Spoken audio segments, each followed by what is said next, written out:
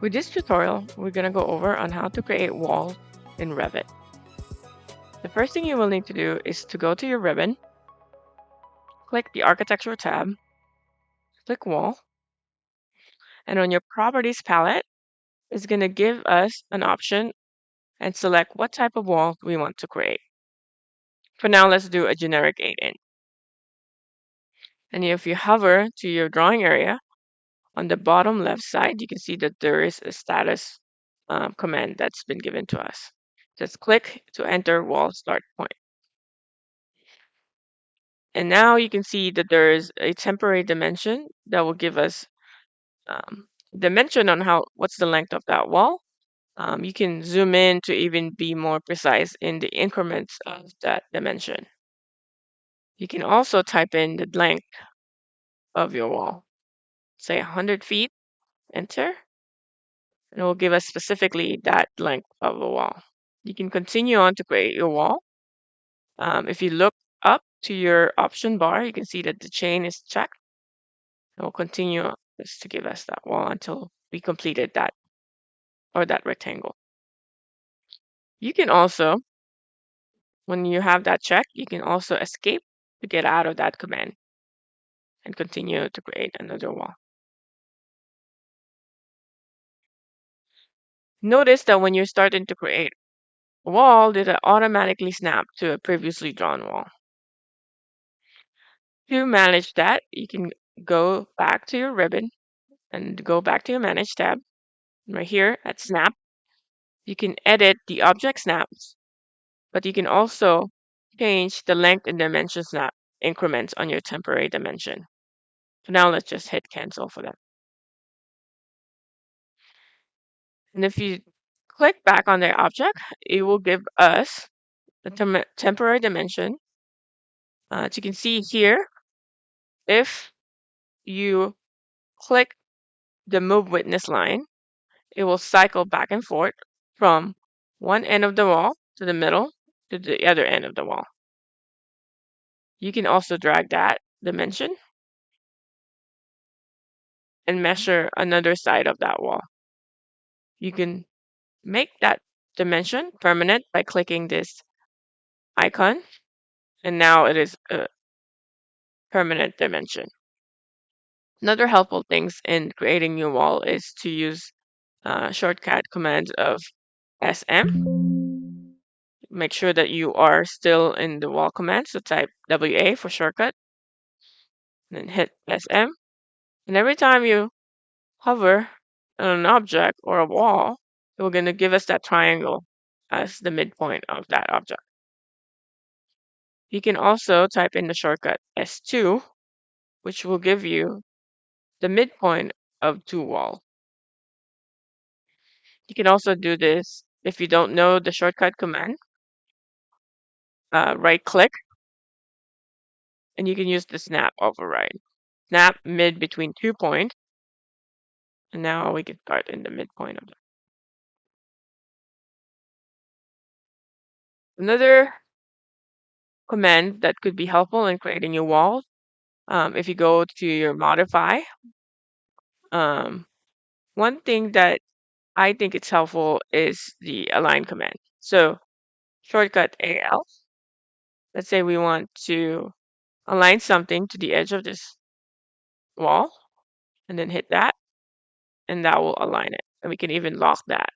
So whenever we escape to that command and change that, it was not going to give us that option. It's going to give us an error saying that it could break the element join. So let's do a Control Z to get back on that. Another option that could be helpful is the offset. You can type in the offset of that object, and it will give us that object by clicking the already drawn walls. You can copy, and you can also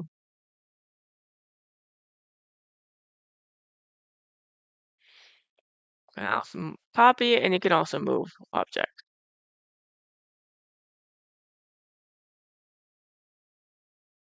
One thing that I find the most helpful is, let's say, if we go create a wall right here. and I want to connect this wall to this wall, you can use trim extend command, which is shortcut for TR, and just hit this wall to this wall. And that will connect those two walls together. And those are the basics on how to create a basic wall in Revit. A few other things to keep in mind when you're creating your walls are a variety options that you can specify. For example, right now we have this rock. Per se, we're not really seeing any of corner detail for this wall. What we can do to do that is to go right here into geometry, click wall joins. It's going to give us that square. And it's going to ask us that corner and click that.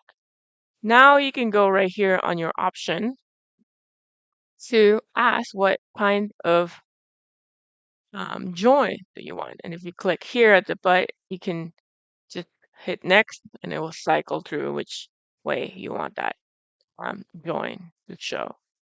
You can either allow the join or disallow the join. Let's say for now, let's escape for that command. What that means is that if you click this button, you can see here on your wall, you can either drag that and continue that wall. Let's do a Control Z, or you can right click on that and disallow join. And now that two walls are no longer connected. Right? You can Control Z to keep going. Right now, we're not really seeing any of the detail on our wall right now. As you can see in your properties palette, that we selected a break on CMU.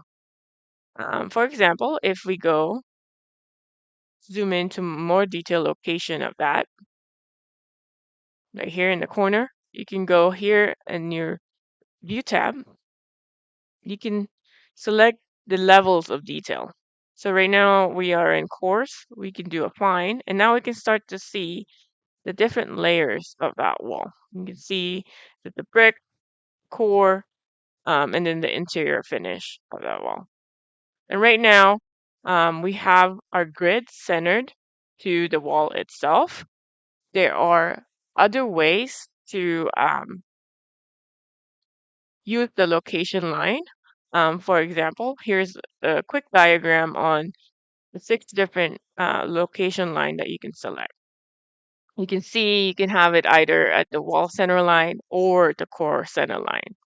You can have it at the core face exterior or the core face interior, and you can also, of course, in the finish face interior and the finished exterior. And that's important whenever you want to change. Let's say this is an opposite side. So if you hit the space bar, it will cycle through um, the orientation of your wall. Right now we have it in the wrong direction where the interior gypsum board is in the exterior. So whenever we hit that space bar, it's gonna keep cycling back and forth and change the orientation based on that location line.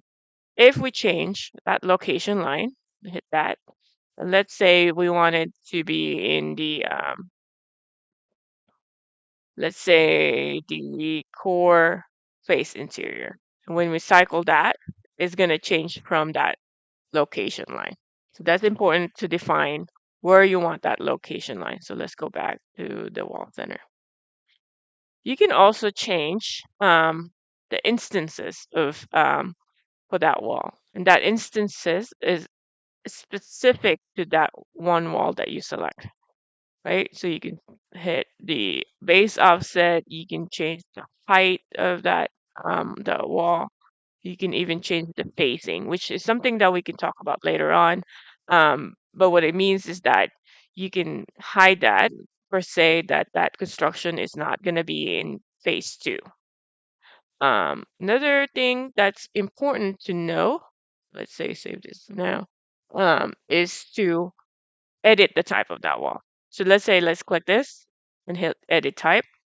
And that will essentially change all the different types of that wall automatically. So hit preview, you can see the assembly of that wall.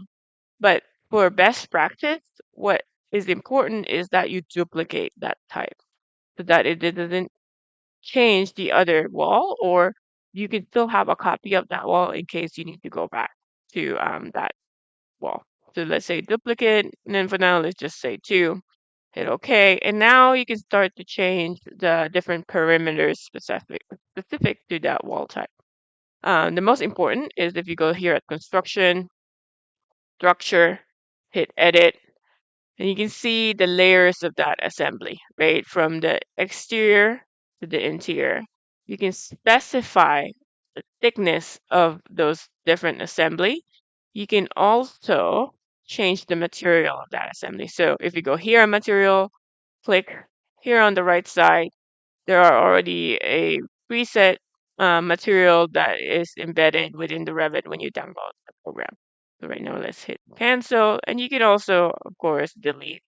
Per se, we don't need a member layer, and delete that, and then that's going to be taken out, and then that could be shown in your preview. Okay, so for now, let's just actually, I want to show you guys if I delete let's say the metal flooring for the interior. And then you can see it automatically change that and then hit OK and then apply and then OK. And now we can see that there is a change with this wall, but it does not affect this wall because there is still different types of wall. And those are the basics on how to create your wall.